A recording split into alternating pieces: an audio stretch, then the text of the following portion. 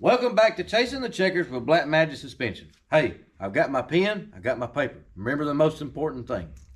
Okay, on the first episode, we basically went through measuring the car with a tape measure and a smart level, getting angles and just bare basic stuff, okay? We're going to move into a little bit more advanced stuff, which is the scaling of the race car. As you can see, we've got our scale pad set up. We've got our roll-off pad set up. We're prepared to scale the car. All I need is a driver to get into the car, okay? Now, this is just like the car was raced, okay? Just like all the measurements that I took earlier.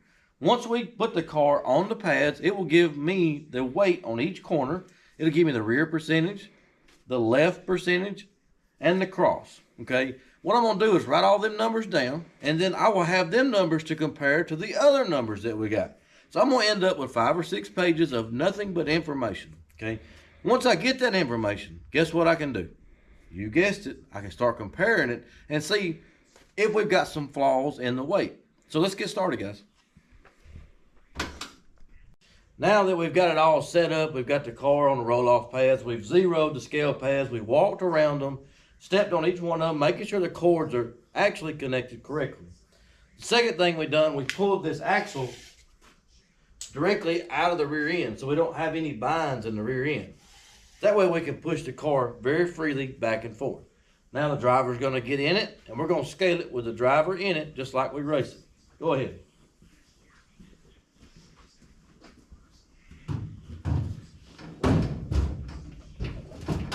You may even push it back. Roll pretty good, I think. Main thing, make sure it's set it fast. Ooh, that's tough. That's squeaky, but I'm really gonna get the ball on it. You got it? Mm-hmm.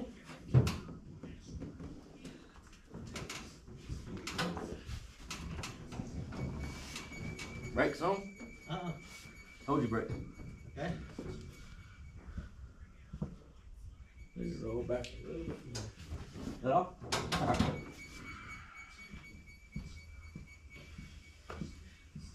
Just a little bit off on this one.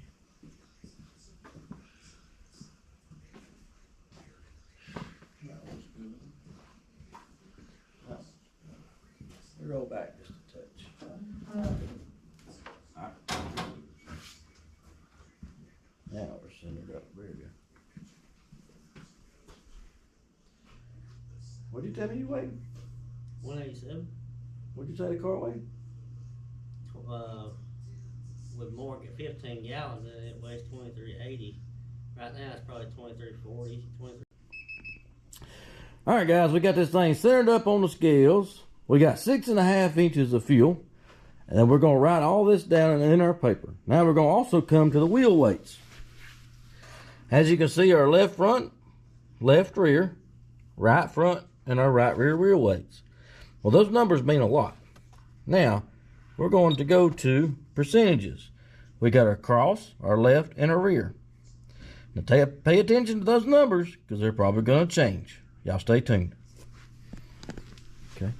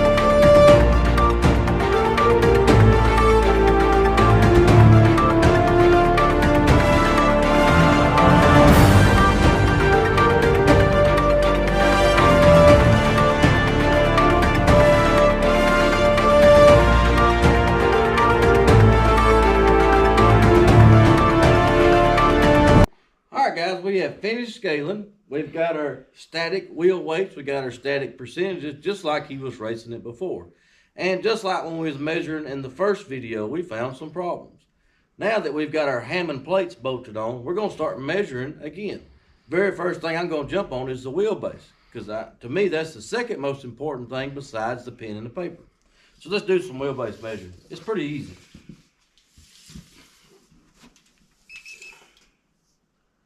$102 1/4.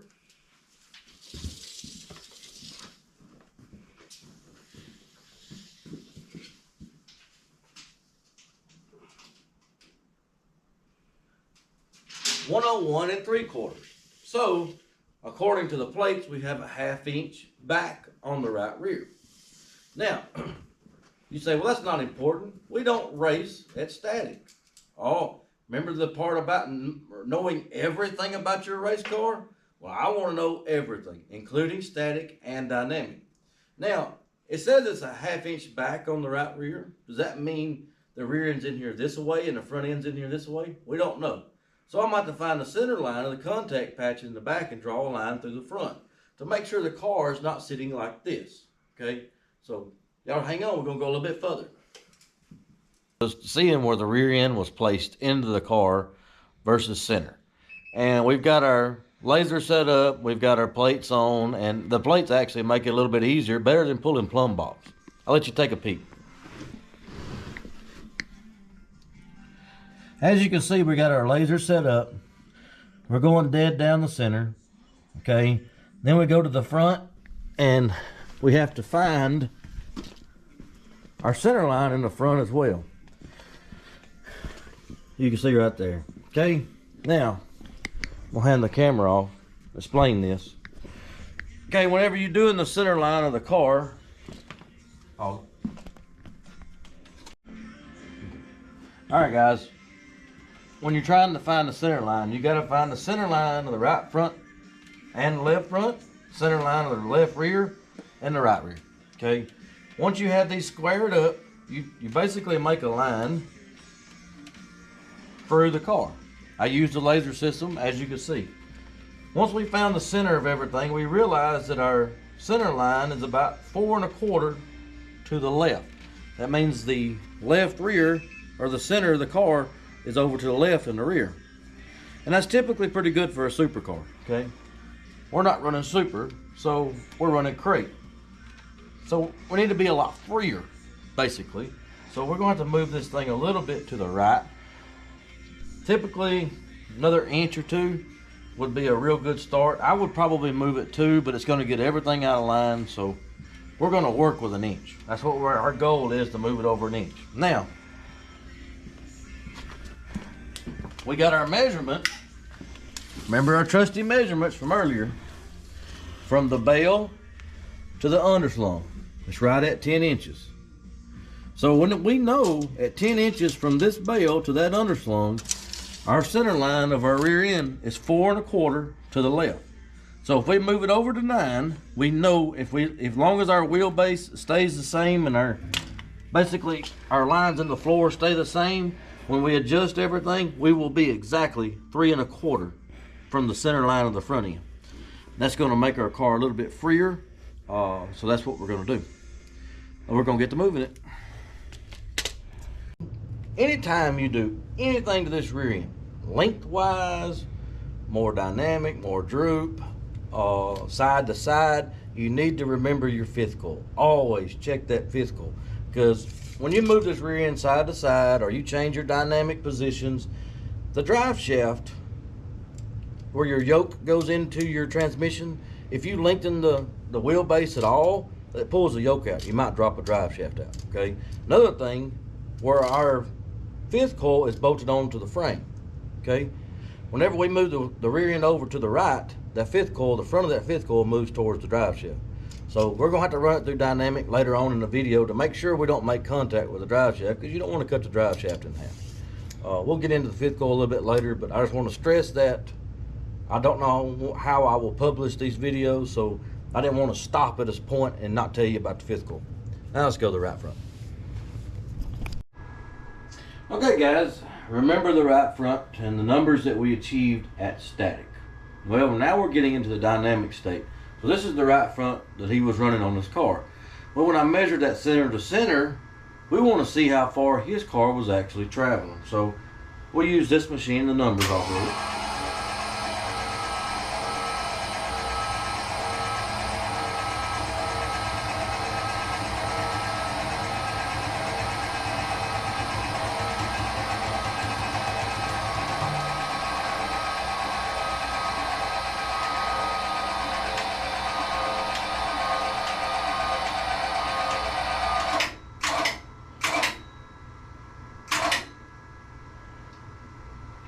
We're going to say his stop number was around 2200, which is pretty average, okay? We're going to go back in there, and that center to center is 14.5. So let's go see where his right front was traveling to.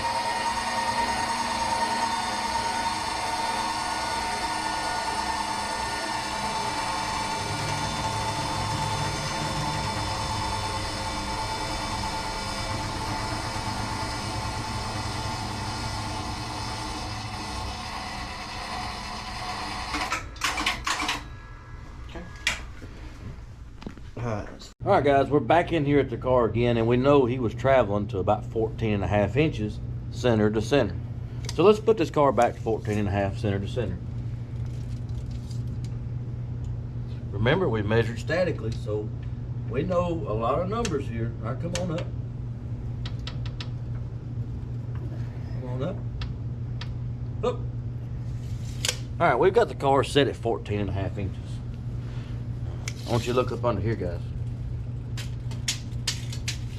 Big problem.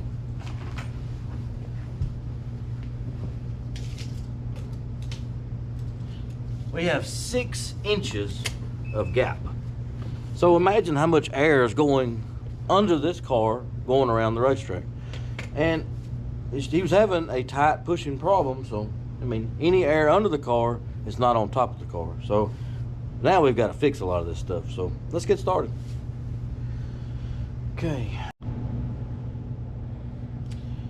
Okay, now that we have established that our nose piece was going to be a little bit high, we went through and moved the tie rod so we can get down in a little bit better dynamic position. And we got plenty of clearance in the right front, and we can travel to 13 7/8 with our shock, okay, without having any problems. But now we're going to move to the left rear, and we're going to check droop.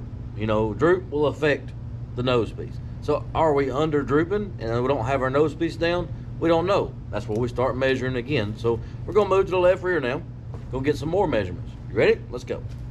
On to the left rear. When we got the right front established, we know about how far we can travel. So the left rear is just like the car come in. And earlier when we measured static, we know where the center to center is when this car is sitting here. So how I check droop or lift or however you want to call it, separation, I want to get a simple number. So if we travel 4 inches in the right front, I want to kind of travel right here 4.5. All right, sort of like a little pivot point. What I do, I take a tape, I just run it up to a good spot in the deck, and then I jack the jack up. Right now I'm sitting at 23 3/4. Go ahead.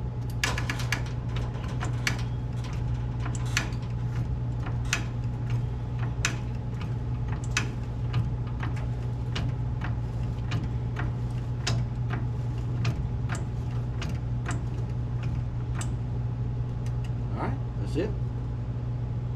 And we move to 30 1/4. It's a lot of droop. So if we were under traveling in the right front and we've got our left rear really kind of over traveling, it's putting a lot of pressure here. This could be the tight situation that the man was facing, because now your right front's pinned into that big spring up there, that big number. Left rear's still trying to lift. So it's going to pound this thing in the ground. So remember the numbers. We keep adding numbers, we keep learning. All right, racers, we have gone from the left rear back to the right front. Left rear, we shortened up the droop just a little bit and took a bunch of measurements, but we mainly had to come back to the right front. We had some pretty serious problems in the right front. I would call it double trouble. First of all, whenever we were doing all these trusty measurements and writing them down, the upper control arm was leaned toward the front. So in travel, up travel, it was taking this ball joint and going toward the front of the car, which is losing caster in the spindle. Caster, the caster that you want the top of the ball joint to be leaned toward the back of the car. Well, when this thing was traveling up, when we're going in dynamic position, the ball joint was traveling the wrong way. This is not ideal. Okay, whenever we made our measurements earlier, we also set a level up here. We watched the degrees. As we traveled in dynamic, we lost 4 degrees. Well, that tells me that this spindle is going to lose 4 degrees as the chassis rolls down. So if we set this thing at 4 degrees, it's static, which that's where it was. It was at 4 degrees. And we're losing 4 degrees here, and we're losing 2 degrees here. Guess what we are? Whenever we're down in posture and dynamic, we're actually 2 degrees the wrong way with the spindle. So, what does that mean? Imagine the spindle. If it's got caster, the top of it is leaned toward the back of the car, right? Well, whenever you turn the vehicle, when you turn it to the left, this caster causes this pin to run uphill. All right, when you got turning it back, it runs downhill. Well, if you're going into the corner and you're really free and you turn the wheel to the right to catch the car, if you've got caster in the car, the spindle pin will go into the ground and load the left rear. Okay, that's good because it tightens your race car up. All right, when it goes, say you're really, really tight and you're going into the corner, your left rear is really digging, you turn to the left, well, what's it doing? It's running uphill. So now it's unloading the left rear, which frees the car. This is all good.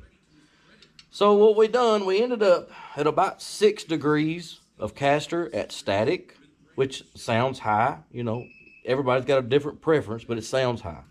But whenever we get to dynamic and the car is on the ground where he steers at, we've got 4 degrees. Now, ideal 4 degrees, I didn't just come up with that number out of the blue, okay? What I done, when I got to 4 degrees, I turned the spindle. And I actually measure how far this thing is going to the ground, how far it's digging into the ground. The right front has a huge influence on moving weight around because the right front is actually loaded really heavy going into the corner. It's the most loaded corner on the car. So if this thing is going into the ground, it's definitely moving some weight, okay? Now, we're going to move over to the left front on the next episode. And what's interesting about the next episode on the left front, the right front really works with you, okay? But the left front doesn't work with you. It actually works against you. All right, guys, we have moved to the left front. We have got this thing set into a dynamic posture at 1.5 inches of travel on the left front, just like we're going into the turn. And we lost 2.5 degrees in our frame. So whenever we looked at our spindle, we was right at 2.5 at static. So it actually worked out really good. We had to add just a tad to it to make sure it doesn't go over. But as of right now, we're looking really good. We basically have 0 to 0.4 caster. That's back and dynamic going into the corner. We checked our travel, it's looking good. I mean, this thing is in parameters of where we want to be at. And reason you want to be kind of neutral on the left front, okay? You know, we talked about the right front and we really discussed caster a lot. And that's what we're working on is caster. But you also have this pin inclination, okay? On the right front, that pin inclination with the camber, it's almost 0. I mean, if we got 7 degrees of camber in the right front, you pretty much have 0 in the inclination, okay? So this spindle snout pretty much runs at a neutral spot. Well, on the left front, we don't have as much camber. Camber is how much this is tilted back and forth. So we don't have much camber on the left front. So with pin inclination versus, you know, remember pin inclination, here to here being level and then how much this pin runs downhill. With pin inclination over here being less, that means that this increases a lot. Imagine this thing running downhill to the ground. Say we had 25 degrees of pin inclination. Well, when you turn to the right, that pin goes toward the ground. When you turn to the left, it goes toward the ground. So with less camber in the left front, it does make a difference when you turn this thing left to right, because this is more downhill, the pin. Now that we've got this thing about neutral, Imagine if we had a lot of caster in the car. Okay? Now, you go into the turn and you're free. What happens to your front wheels? Your front wheels turn right. Well, what happened to this pin? It went uphill. So now we've unloaded the right rear even worse. So now we're going to spin out. Let's say you go into the turn and your right rear is really tight. Well, you turn left to get it to turn. Well, now you're running into the ground with the pin. Well, what happens to that right rear? It gets loaded even more. Now you're tighter. So we really want this thing to be as neutral as possible because we don't really want to run into head. If we run into head, there is times that you might want to run into head, but that's a whole nother conversation. That's basically you're helping your right rear when you do that. But right now we want to be neutral. Now, people think that caster split really makes what makes that car turn to the left. Got a little different idea here. It's got a lot to do with this pin. Okay, let's say I come over here and I put a whole bunch of camber in this tire. Let's say we're cambered this way. Okay, now what happens when you turn to the right? That pin goes in the ground big time. What happens when you turn this pin to the left? It goes in the ground big time. Okay, so I promise you, you put a bunch of camber in the left front this way, top of the tire leaned out this way, this thing's gonna pull to the left really, really hard. So we're just gonna stay as neutral as possible. This spindle has, I think we said 7 or 8 degree inclination. We've got it all wrote down. So what we're gonna do, we're just gonna stay neutral on the left front. We like where it's sitting at.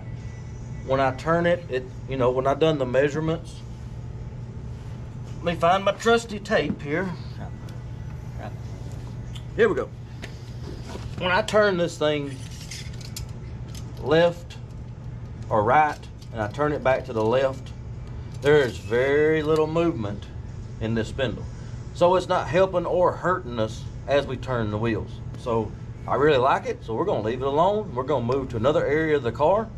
On the next episode, we will move to the rear of the car and probably start setting this thing in posture, like a static posture. So whenever we get to the racetrack, all our bird cages will be neutral, our 4 bars will be neutral. We'll have to move our bars around to figure out if we make a bar adjustment, how much it turns the bird cage, how much it changes, because we're going to be working off a spring load at the racetrack. So I hope you've enjoyed this episode, and we're going to move on to the rear and see what we can find. How much